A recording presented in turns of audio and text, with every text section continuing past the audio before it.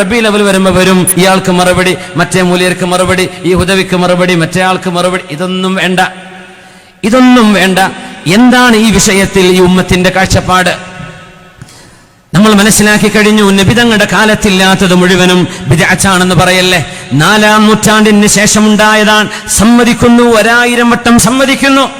എന്നാൽ ആ വിഷയം എങ്ങനെയാണ് ഹറാമാകുന്നത്? നബി തങ്ങളുടെ പേരിൽ ഒത്തുകൂടുന്നതും അന്നപാനീയങ്ങൾ വിതരണം ചെയ്യുന്നതും സ്വലാത്ത് ചൊല്ലുന്നതും ദിക്ർ ചൊല്ലുന്നതും ഖുർആൻ ഓതുന്നതും അപദാനങ്ങൾ വാഴ്ത്തുന്നതും.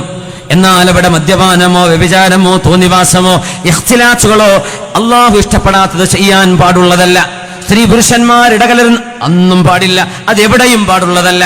എന്നാൽ മൗലിദ് വരുമ്പോഴേക്കും അത് നബി ചെയ്തോ സ്വഹാബികൾ ചെയ്തോ എന്ന് 100 കൂട്ടം ചോദ്യങ്ങൾ ചോദിച്ച് ഈ ഉമ്മത്തിനെ വസ്വാസിലാക്കുന്ന നമ്മുടെ ന്യൂ ജനറേഷൻ മുഅ്മിനീങ്ങളോട് വളരെ വിനയത്തോടുകൂടെ പറയട്ടെ, അല്ലാഹുവിന്റെ റസൂൽ തിങ്കളാഴ്ച ദിവസത്തിന്റെ ഒരു ശ്രേഷ്ഠത പറഞ്ഞു. ആ ഹദീസ് റിപ്പോർട്ട് ചെയ്യുന്നത് ഉമർ ഇബ്നുൽ ഖത്താബ് റളിയല്ലാഹു അൻഹു. ഹദീസ് സ്വഹീഹ് മുസ്ലിമിൽ കാണാം. സുഇല, നബി തങ്ങളുടെ മുമ്പിൽ വന്നൊരു ചോദ്യം, നബിയെ എന്തിനാണ് തിങ്കളാഴ്ച നോമ്പെടുക്കുന്നത്? എന്താ നബിയെ തിങ്കളാഴ്ചയുടെ പ്രത്യേകത? ദാക യൗമുൻ വുലിതു ഫീഹി, ഞാൻ ജനിച്ച ദിവസമാണത്. വയൗമ ബുഇസ്തു ഫീഹി, എനിക്ക് അല്ലാഹു വഹീ തന്ന ദിവസമാണത്. അതുകൊണ്ട് ആ ദിവസത്തിന് പ്രത്യേകതയുണ്ട്. നബി തങ്ങളുടെ ജനനം സാധാരണ മക്കളുടെ ബർത്ത്ഡേ പോലെയാണോ? ബർത്ത്ഡേ വിഷയങ്ങളിൽ അനാചാരങ്ങളും ആശ്വാസമല്ലാത്തതും നടക്കുന്നത് തടയപ്പെടേണ്ട തന്നെയാണ്, യാതൊരു സംശയവുമില്ല. പക്ഷേ ഹബീബിന്റെ ജന്മം നമ്മുടെ മക്കളുടെ ജന്മത്തോടാണോ നിങ്ങൾ ഉപമിക്കുന്നത്? നമ്മുടെ മക്കളുടെ ബർത്ത്ഡേ ആണോ ഹബീബിന്റേത്? ഞാൻ ജനിച്ച ദിവസമാണത്, അതുകൊണ്ട് അന്ന് സുന്നത്ത് നോമ്പെടുക്കൽ പുണ്യമാണ് എന്ന് നബി തങ്ങൾ ശരീഅത്തിൽ നമുക്ക് നിയമമാക്കി തരുമ്പോൾ തിങ്കളാഴ്ച നോമ്പെടുക്കുന്ന ഓരോ മുഅ്മിനും ഓർക്കണം, ഇതെന്റെ ഹബീബ് ജനിച്ച ദിവസമാണ്. എന്തേ അതിൽ കുഴപ്പം? ഹബീബ് ജനിച്ച ദിവസം ഓർക്കാൻ എന്താണ് അതിൽ കുഴപ്പമുള്ളത്? 4-ാം നൂറ്റാണ്ട് മുതൽ ഇങ്ങ് മുത്തഖീങ്ങളായ മുഅ്മിനീങ്ങളായ ആളുകൾ ചെയ്തു വരുന്ന അത് മുഅർരിഖീങ്ങളും ഹാഫിളീങ്ങളുമായ ആളുകൾ, ഹദീസ് പണ്ഡിതന്മാരും പ്രഗൽഭരായ ആലിമീങ്ങളും അത് ഗുണകരമാണ്, നല്ലതാണ് എന്ന് പറഞ്ഞിരിക്കെ ആരൊക്കെയാ പറഞ്ഞു? മഹാനായ ഹാഫിള് ഇബ്നുൽ ജൗസി നേരത്തെ പറഞ്ഞു, ഹംബലി മദ്ഹബുകാരൻ, മഹാനായ അല്ലാമ ഇബ്നു കസീർ, മഹാനായ ഹാഫിള് ഇബ്നു ദിഹിയത്തുൽ അൻദുലുസി, മഹാനായ ഹാഫിള് ഇബ്നു ഹജർ അൽ അസ്ഖലാനി, മഹാനായ ഖാതിമത്തുൽ ഹുഫാദ് എന്ന് പറയുന്ന ജലാലുദ്ദീൻ സുയൂത്തി റഹിമഹുമുല്ലാഹ്. ഇവരെല്ലാം മൗലിദ് പാരായണം ചെയ്യുന്നതും ഹബീബിന്റെ ജന്മം നടന്ന ദിവസവും ആ മാസവും നബിതങ്ങൾ അനുസ്മരിക്കുന്നതും നബിതങ്ങളുടെ മദ്ഹുകൾ പാടുന്നതും പുണ്യമാണ് എന്ന് ഈ ആലിമീങ്ങളൊക്കെ പറഞ്ഞിട്ടുണ്ട്. അതുകൊണ്ട് എതിർക്കേണ്ടത് ഈ ആലിമീങ്ങളെയാണ്. അവർക്കാണ് നിങ്ങൾ മറുപടി പറയേണ്ടത്, ഞങ്ങൾക്കല്ല. ഹാഫിള് ഇബ്നു ഹജർ തങ്ങൾക്ക് മറുപടി പറയും, ഇബ്നു കസീർ തങ്ങൾക്ക് പറയും, ഇബ്നുൽ ജൗസി തങ്ങൾക്ക് പറയും, ഇബ്നു ദിഹിയത്തുൽ അൻദുലുസിക്ക് പറയും, മഹാന്മാരായ ജലാലുദ്ദീൻ സുയൂത്തി എന്ന ഹാഫിളുൽ ഖാതിമത്തുൽ ഹുഫാദ് എന്ന പ്രഗൽഭനായ ശാഫിഈ മദ്ഹബിലെ പണ്ഡിതൻ, ഇവർക്ക് മറുപടി പറയും. മഹാനായ ഇബ്നു ഹജർ അസ്ഖലാനി തങ്ങൾ പറയുന്നു, അമലു മൗലിദിൻ നബി, ഈ വിഷയത്തിൽ ഹുവ മാ സബത ഫിസ് സ്വഹീഹൈൻ, സ്വഹീഹൈൻ ബുഖാരിയിലും മുസ്ലിമിലും വന്ന സംഭവമാണ് നബിയുടെ മൗലിദ് ആചരണത്തിന് തെളിവ് പറയുന്നത്. ഇനി അടുത്ത കൊല്ലത്തേക്ക് എടുത്താൽ മതി ഇൻഷാ അല്ലാഹ്. അടുത്ത കൊല്ലാകുമ്പോൾ നമ്മുടെ വാട്സപ്പിലൊക്കെ വന്ന് നിറയും ഓരോ ചോദ്യങ്ങൾ. അപ്പോഴേക്ക് എടുത്താൽ മതി. നിങ്ങൾ ഇപ്പൊ കഴിഞ്ഞില്ലേ എന്ന് പറയണ്ട, ഇനിയിപ്പോൾ അടുത്ത വരുന്നതിന് മുമ്പ് പറഞ്ഞു തരണ്ടേ ഇൻഷാ അല്ലാഹ്. അതുകൊണ്ട് പറയാം, സമയം നീണ്ടുപോവാണ്, ക്ഷമിക്കണം മുഅ്മിനീങ്ങളെ. ഒരു സ്വലാത്ത് ചൊല്ലിയിരുന്നാലെന്താ അല്ലേ? ഒരു സ്വലാത്ത്, സല്ലു അലൻ നബി മുഹമ്മദിൻ വആലിഹി اللهم صل على سيدنا محمد وعلى آل سيدنا محمد وبارك وسلم عليه. ونرك صلوا اللهم صل على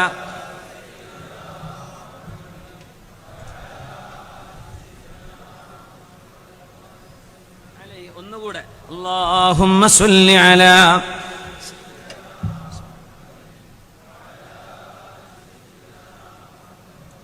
സല്ലിം അലൈഹി ജസാക്കുമുല്ലാഹു ഖൈർ. അല്ലാഹു നമ്മുടെ സ്വലാത്ത് സ്വീകരിക്കട്ടെ, നമ്മുടെ ദുആക്ക് അല്ലാഹു ഉത്തരം നൽകട്ടെ. ആയിരക്കണക്കിന് സ്വലാത്തുകളാണ് ഹബീബിന് ഇവിടെ സമർപ്പിക്കപ്പെടുന്നത്. വളരെ വൈകാതെ ഇൻഷാ അല്ലാഹ് ചർച്ച അവസാനിപ്പിക്കും. ഒരു മാക്സിമം അരമണിക്കൂർ അതിന് ക്ഷമയുള്ളവരിയ്ക്കും ഇൻഷാ അല്ലാഹ്. തിരക്കണ്ടേ പോയിക്കോളിട്ടോ ഇൻഷാ അല്ലാഹ്. ദ്വാരക്കുവേ, എല്ലാവർക്കും ദ്വാരക്കും, എല്ലാവർക്കും നിങ്ങളോട് വന്നല്ലോ, നിങ്ങളായിട്ട് വന്നു, നിങ്ങളായിട്ട് പോടിനൊരു കുഴപ്പമില്ല. നിങ്ങൾ പിടിച്ചൊക്കെ എനിക്ക് പറ്റില്ലല്ലോ, അവിടെ നിങ്ങൾ എന്ത് ചെയ്യുക, സൗകര്യമാണ്. തിരക്കുള്ളൊരു പോയിക്കോളൊരു ബുദ്ധിമുട്ടുമില്ല ഇൻഷാ അല്ലാഹ്. പക്ഷേ ഈ വിഷയം ഒന്നിട്ട് ഒരു വഴിയിലേക്ക് എത്തിക്കണമെന്ന് ആഗ്രഹമുണ്ട്. നമ്മൾ തുടങ്ങിയത് 8:45 9 മണിക്കാണ്, 9 മണി. അപ്പോൾ 10, 11, 12 3 മണിക്കൂറാവും, ഒരു 1/4 മണിക്കൂറും കൂടെ ഇൻഷാ അല്ലാഹ്. ഇത് നമ്മുടെ തറവാടല്ലേ, ദാറുലുദന്റെ മുമ്പിലല്ലേ, അതുകൊണ്ട് പോട്ടെ, സമയം കുറച്ച് നീണ്ടാലും കുഴപ്പമില്ലല്ലോ. അൽഹംദുലില്ലാ. എൻ്റെ പ്രഗത്ഭരായ ഉസ്താദന്മാരോട് വല്ലതും തെറ്റിക്കഴിഞ്ഞാൽ ഒരു പറഞ്ഞുതരും. ആ ധൈര്യത്തിൽ തന്നെയാണ് പറയുന്നത്. നമ്മുടെ ഉസ്താദന്മാരുടെ മുമ്പിലും സുഹൃത്തുക്കളും എൻ്റെ സീനിയേഴ്സ് ഉദവിമാരും ജൂനിയേഴ്സും ഒക്കെ ഇവിടെ ഉണ്ട്. വല്ല തെറ്റുണ്ടെങ്കിൽ ചെവിക്ക് പിടിച്ച് പറഞ്ഞാൽ അധികാരമുള്ള ആളുകൾ ഇവിടെ ഉണ്ട് ധൈര്യമായിട്ട്. അതുകൊണ്ട് തന്നെ പറയുന്നത്, ആ ധൈര്യത്തിൽ തന്നെ ഈ വിഷയം ഇവിടെ തിരഞ്ഞെടുത്തത്. അൽഹംദുലില്ലാ. അല്ലാഹു ഖബൂലാക്കട്ടെ, അല്ലാഹു ഖബൂലാക്കട്ടെ. ആമീൻ യാ റബ്ബൽ ആലമീൻ. മഹാനായ ഹാഫിദ് ഇബ്നു ഹജർ അൽ അസ്ഖലാനി തങ്ങൾ നബി സല്ലല്ലാഹു അലൈഹി വസല്ലമ തങ്ങളുടെ മൗലിദ് ആചരിക്കാൻ പറ്റുന്നത് ചെയ്യേണ്ടതാണ് എന്ന് എവിടെ നിന്നാണ് തെളിവെടുത്തത്? മാ സബത ഫി സ്വഹീഹൈൻ അന്ന നബിയ ഖദിമൽ മദീന സല്ലല്ലാഹു അലൈഹി വസല്ലം ഫവജദ അൽ യഹൂദ യസൂമൂൻ യൗമ ആശൂറ. നബി തങ്ങൾ പരിശുദ്ധമായ മദീനയിലേക്ക് വന്നപ്പോൾ ജൂതന്മാർ ആശൂറ ദിവസം നോമ്പെടുക്കുകയായിരുന്നു, മുഹറം 10. ഫസഅലഹും ഫഖാലു. ശരിക്കും മനസ്സിലാക്കുക, തെളിവെന്താണ്? തെളിവ് ചോദിക്കുന്നവർ ആരാ? ഇബ്നു ഹജർ അസ്ഖലാനി തങ്ങളൊക്കെ. ബുഖാരിക്ക് ഷറഹ് ചെയ്ത ഏറ്റവും പ്രഗത്ഭമായ ഷറഹ് ഫത്ഹുൽ ബാരിയാണ്. ഒരുപാട് ആളുകൾ ഷറഹ് ചെയ്തു. ഏറ്റവും പ്രാമാണികമായ സ്വഹീഹുൽ ബുഖാരിയുടെ ഏറ്റവും പ്രാമാണികമായ വിവരണം നൽകുന്നത് മഹാനായ ഇബ്നു ഹജർ അസ്ഖലാനി തങ്ങളാണ്. അവർ പറയുന്നു, അല്ലാഹുവിന്റെ റസൂൽ മദീനയിലേക്ക് വന്നപ്പോൾ ജൂതന്മാർ നോമ്പെടുക്കുന്നത് കണ്ടു, മുഹറം 10. തങ്ങൾ ചോദിച്ചു, എന്തേ നോമ്പെടുക്കാൻ കാരണം? അവർ പറഞ്ഞു, ഹാദാ യൗമുൻ അഗ്റഖല്ലാഹു ഫീഹി ഫിർഔൻ. ഫിർഔനെ അല്ലാഹു മുക്കിക്കളഞ്ഞ ദിവസമാണിത്. വനജ്ജാ മൂസ, മൂസ നബി അല്ലാഹു രക്ഷപ്പെടുത്തിയ ദിവസമാണ്. ഫനഹ്നു നസൂമുഹു ശുക്രൻ ലില്ലാഹ്. അല്ലാഹുവിന് ശുക്റായിട്ട് ഞങ്ങൾ നോമ്പെടുക്കുകയാണ്.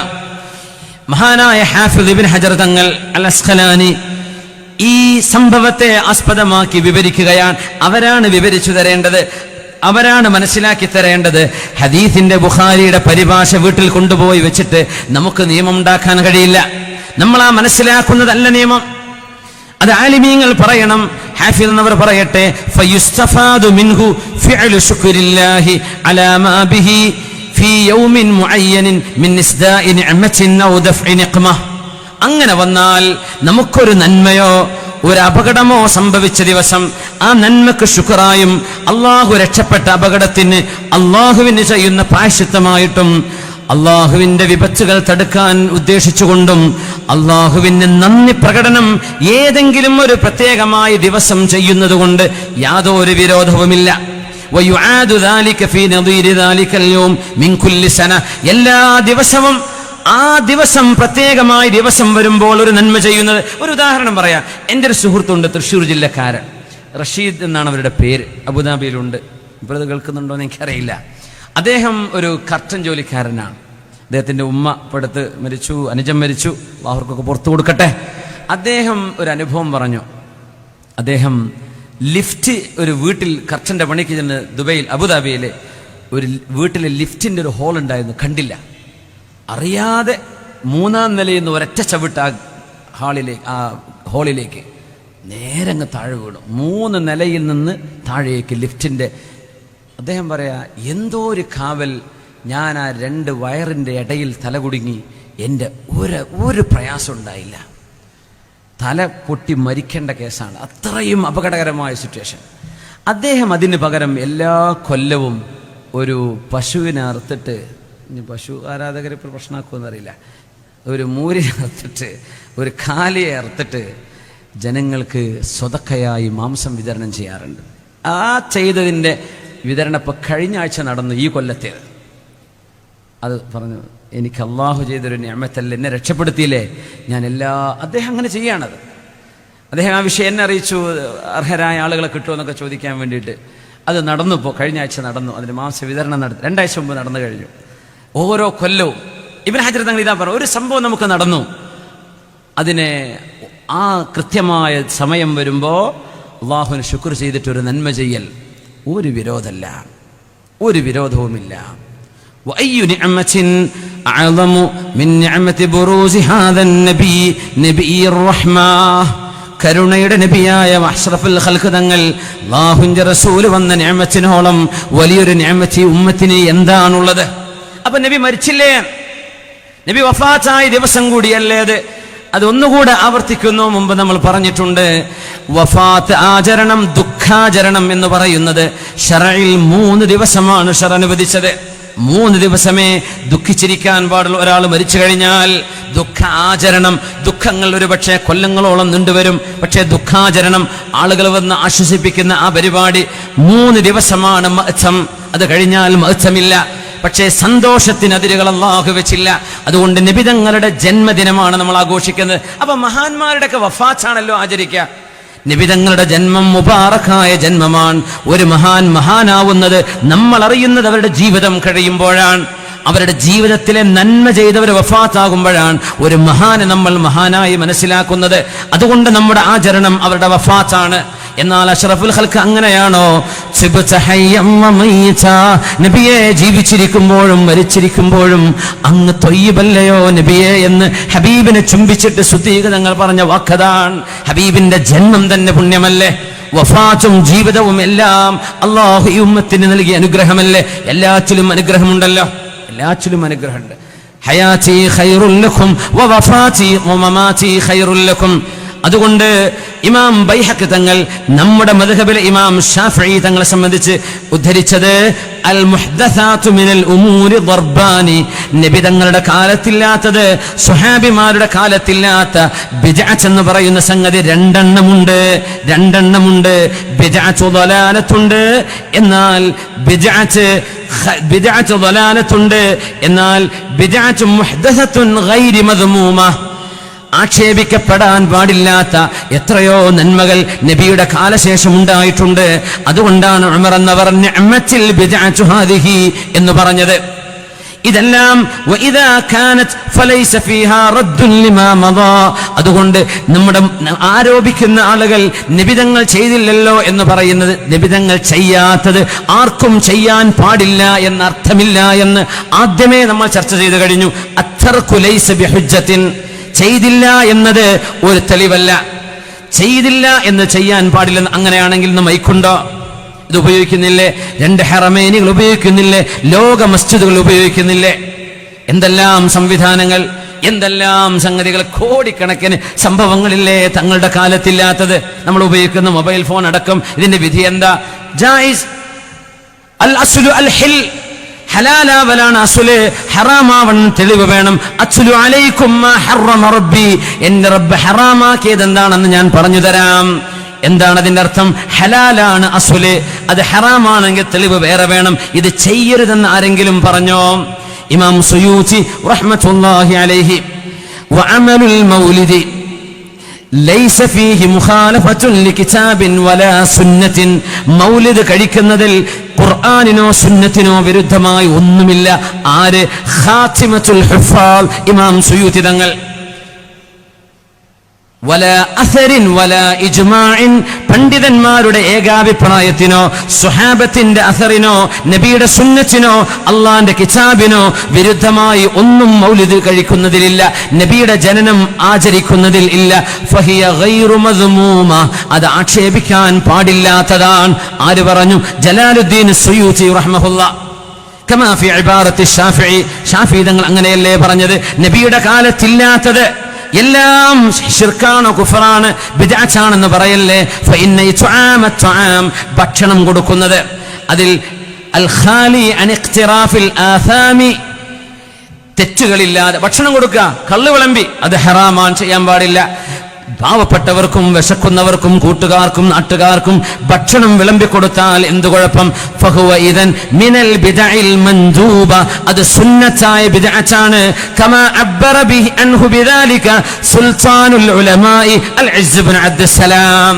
സുൽത്താനുൽ ഉലമ ഇസ്സ് ഇബ്നു അബ്ദുസ്സലാം തങ്ങൾ പറഞ്ഞ പോലെ ഇത് സുന്നത്തായ ബിദ്അത്താണ്. അതാണ് ഇമാം ഷാഫിഈ തങ്ങളുടെ അഭിപ്രായമെന്ന് മഹാനായ ഇമാം സുയൂത്തി റഹ്മത്തുള്ളാഹി അലൈഹി. ഇനി ആക്ഷേപിക്കേണ്ടവരെ സുയൂത്തി ഇമാമിനെയാണ് ആക്ഷേപിക്കേണ്ടത്, നമ്മളല്ല. ആ ഇമാമിനെ വല്ലാൻ മാത്രം ആയിട്ടുണ്ടോ നിങ്ങൾ എന്നൊന്ന് കാണാൻ ആഗ്രഹമുണ്ട്. അത്രയേ ഉള്ളൂ. നിങ്ങൾ ചെയ്യണ്ടേ? വേണ്ട, സുന്നത്തുകൾ നിർബന്ധമല്ലല്ലോ, ചെയ്യണ്ട. പക്ഷെ ചെയ്യുന്ന ആളുകൾ ഇത് ചെയ്യുമ്പോൾ ബിദ്അത്ത് തുടങ്ങി, കുഫ്ർ തുടങ്ങി, ശിർക്ക് തുടങ്ങി, ഇത് പറയല്ലേ ദയവ് ചെയ്ത്. നിങ്ങൾ വീട്ടിൽ പോയിട്ടിരുന്നോ, കടന്നുറങ്ങിക്കോ, ഒന്നും മിണ്ട. നബിയെ പറ്റി ആർക്ക് പറഞ്ഞു കൊടുക്കണ്ട, റബീഉൽ അവ്വലിലും പറയില്ല, അല്ലാത്തപ്പോഴും പറയണ്ട, ഒന്നും ചെയ്യണ്ട. പക്ഷെ അത് ചെയ്യുന്നവരെ എതിർക്കരുത്, ഇത്രേ പറയാനുള്ളൂ. നിങ്ങൾ എതിർക്കണ്ട, അത്രയേ ഉള്ളൂ. ആലിമീങ്ങൾക്ക് അഭിപ്രായ വ്യത്യാസങ്ങൾ ഒരുപാടുണ്ടാകാം, പക്ഷേ ഇത്തരം ആലിമീങ്ങളുടെ പ്രമാണങ്ങൾ ഉണ്ടായതിന്റെ പേരിലാണ് നമ്മളത് ചെയ്യുന്നത്. ഇമാം സുയൂത്തി തങ്ങൾ മഹാനായ ഹാഫിദ് ശംസുദ്ദീൻ ഇബ്നു ജൗസി തങ്ങളിൽ നിന്ന് മഹാനവർ കിതാബ് എഴുതിയിട്ടുണ്ട്, അർഫു തഅരീഫ് ബിൽ മൗലിദി ശരീഫ്. ഇബ്നുൽ ജൗസിയുടെ കിതാബ് ഇന്നഹു സഹ. അതിൽ മഹാനവർ പറയുന്നത് നബിയുടെ മൂച്ചാപ്പ അബൂ ലഹബ്. ആരാണ് അബൂ ലഹബ്?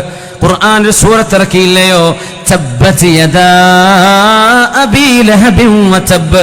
അബൂ ലഹബ് നശിച്ചു എന്ന് ഖുർആൻ എത്ര പറഞ്ഞു. അവൻ നരകത്തിലാണെന്ന് പറഞ്ഞു. ആ അബൂ ലഹബിന് നാളെ അദാബ്, നാളെ നരകത്തിന്റെ ശിക്ഷയിൽ എല്ലാ തിങ്കളാഴ്ചയും അല്ലാഹു ശിക്ഷയിൽ ഇളവ് നൽകുന്നുണ്ട്. അത് സ്വഹീഹായ ഹദീസാണ്. ലിയഅ്താഖിഹി സുവൈബ എന്ന അടിമ സ്ത്രീ, അള്ളാന്റെ റസൂല് ജനിച്ചു, നിങ്ങളുടെ അനുജൻ അബ്ദുള്ളക്ക് മുഹമ്മദ് എന്ന മോൻ ജനിച്ചു എന്ന സന്തോഷ വാർത്ത നബിയുടെ മൂച്ചാപ്പയും നബിയെ ഉപദ്രവിച്ച ആളുമായ അബൂ ലഹബിനോട് അബൂ ലഹബിന്റെ അടിമ സ്ത്രീയായിരുന്ന സുവൈബ ബീവി വന്ന് പറഞ്ഞപ്പോൾ അബൂ ലഹബ് സന്തോഷം കൊണ്ട് അവരെ സ്വതന്ത്രയാക്കി വിട്ടു. ആ സന്തോഷം പ്രകടിപ്പിച്ചതിന്റെ പേരിൽ കാഫിറായ അബൂ ലഹബ് ജൂസിയ ഫിന്നാരി ബിഫറഹിഹി ലൈലത മൗലിദിൻ നബി.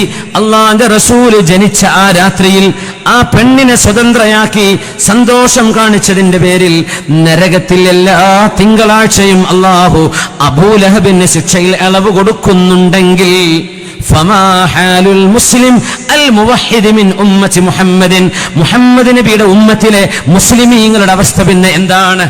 കാഫിറിന് പോലും അബൂ ലഹബ് നരകത്തിലാണെന്ന് ഖുർആനിന്റെ വ്യക്തമായ പ്രഖ്യാപനമാണ്. ഖുർആനിന്റെ നസ്സുൻ സ്വരീഹുൻ വാളിഹ്.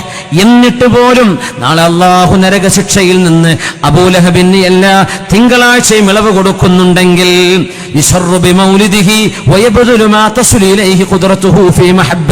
നബിയെ ഇഷ്ടപ്പെടാൻ, നബിയോട് സ്നേഹം കാണിക്കാൻ പിഞ്ചുമക്കൾക്ക് റോഡരികിൽ ജ്യൂസ്, വെള്ളം, മിഠായി, മധുരം, ഭക്ഷണം ഇത് വിതരണം ചെയ്ത് മൗലായെ ചൊല്ലി സ്വലാത്ത് ചൊല്ലി പോകുന്ന മക്കൾക്ക് ആ പരിപാടിയിൽ സന്തോഷത്തോടെ കൂടുമ്പോൾ എങ്ങനെയാണ് നിങ്ങൾ അതിനെ എതിർക്കുന്നത്?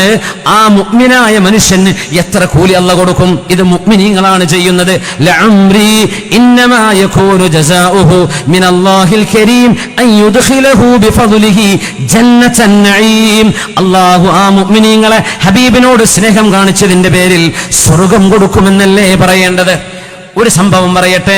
അള്ളാഹുവിന്റെ റസൂലിന്റെ സ്വഹാബികളിൽ ഒരാൾ കള്ളു കുടിച്ചതിന്റെ പേരിൽ പല പ്രാവശ്യം നബിയുടെ മുമ്പിൽ വന്ന് അടിവാങ്ങിപ്പോയ ആൾ, മദ്യപാനത്തിന് ശിക്ഷ വാങ്ങിയ ആൾ. അപ്പോഴാണ് മൂന്നാമത്തെ തവണ ശിക്ഷ വാങ്ങി പോകുമ്പോൾ സദസ്സിൽ നിന്ന് ഒരാൾ പറഞ്ഞു, ലഅനഹുല്ലാഹ് മാ അക്സറ മാ യുഅ്താ ബിഹി. അള്ളാഹു ശപിക്കട്ടെ ഈ മനുഷ്യനെ. എത്ര തവണയാണ് കള്ളുകുടിച്ച് നബിയുടെ മുമ്പിൽ കൊണ്ടുവരപ്പെടുന്നത്? നബി തങ്ങൾ 1 2 തവണ ശിക്ഷിച്ചില്ലേ, വീണ്ടും കള്ളു കുടിക്കുകയോ? അള്ളാഹ് ശപിക്കട്ടെ എന്ന് പറഞ്ഞത് തെറ്റ് ചെയ്തതിന്റെ പേരിലാണ്. അള്ളാഹുവിന്റെ റസൂൽ എന്താണ് പറഞ്ഞത്? ഹദീസ് സ്വഹീഹായ ഹദീസാണിത്. തങ്ങൾ പറഞ്ഞു, ലാ തൽഅനൂ, ആ മനുഷ്യനെ നിങ്ങൾ ശപിക്കരുതേ. ഫഇന്നല്ലദീ അഅലമു, ഞാൻ അറിയുന്നത്, അന്നഹു യുഹിബ്ബുല്ലാഹ വറസൂലഹു, ഇയാൾ അല്ലാഹുവിനെയും അവന്റെ റസൂലിനെയും സ്നേഹിക്കുന്ന ആളാണ്. ആളുകളുടിയനാണ്, പക്ഷേ നബിയോടും അള്ളാഹിനോടും സ്നേഹമുണ്ട്. ആര് പറഞ്ഞു? മുഹമ്മദ് റസൂലുള്ളാഹ് സല്ലല്ലാഹു അലൈഹി വസല്ലം. അതുകൊണ്ട് ഹുബ്ബിന് അത്രയും പാപങ്ങൾക്കിടയിൽ പോലും ഹുബ്ബിന് സ്ഥാനമുണ്ടെങ്കിൽ മുഅ്മിനീങ്ങൾ ചെയ്യുന്ന ഈ നന്മക്ക് അല്ലാഹു സ്വർഗം കൊടുക്കുമെന്നാണ് എന്റെ പ്രതീക്ഷയെന്ന് മഹാനായ ഹാഫിദ് ശംസുദ്ദീൻ ഇബ്നുൽ ജൗസി റഹ്മത്തുള്ളാഹി അലൈഹി, മഹാനായ ഇബ്നുൽ ജൗസി അദ്ദേഹത്തിന്റെ വളരെ മനോഹരമായ കവിത തന്നെ ഉണ്ട് ഈ വിഷയത്തിൽ. സമയദൈർഘ്യം കൊണ്ട് ഒഴിവാക്കുകയാണ്. വദക്കിറുഹും ബിഅയ്യാമില്ലാഹ്. അല്ലാഹു സുബ്ഹാനഹു വ തആല ഈ ഉമ്മത്തിന് നൽകിയ നന്മകളും അനുഗ്രഹങ്ങളും നൽകിയ ദിവസങ്ങളെ നിങ്ങൾ ഓർക്കണേ, ഓർത്തെടുക്കണേ, നബിയെ ഓർമ്മിപ്പിക്കണേ എന്ന് പരിശുദ്ധ ഖുർആൻ. അല്ലാഹുവിന്റെ റസൂല് ലോകത്തേക്ക് വന്നതല്ലയോ ഈ ഉമ്മത്തിന്റെ ഏറ്റവും വലിയ നന്മ. അല്ലാഹു ആ നന്മയെ ഓർക്കുന്ന മുഅ്മിനീങ്ങൾ മൗലിദ് പാരായണവും ഹബീബിന്റെ മദുഹും ഭക്ഷണ വിതരണവും ചെയ്യുമ്പോൾ ദയവ് ചെയ്ത് ബിദ്അത്ത് എന്ന് പറയല്ലേ. പറഞ്ഞാൽ ബിദ്അത്തുൻ ഹസന, നല്ല ബിദ്അത്ത് എന്ന് പറയേ. സുൽത്താനുൽ ഉലമാ ഇസ്സ ഇബ്നു അബ്ദുസ്സലാം തങ്ങളെ കണ്ടുപിടിക്കേ.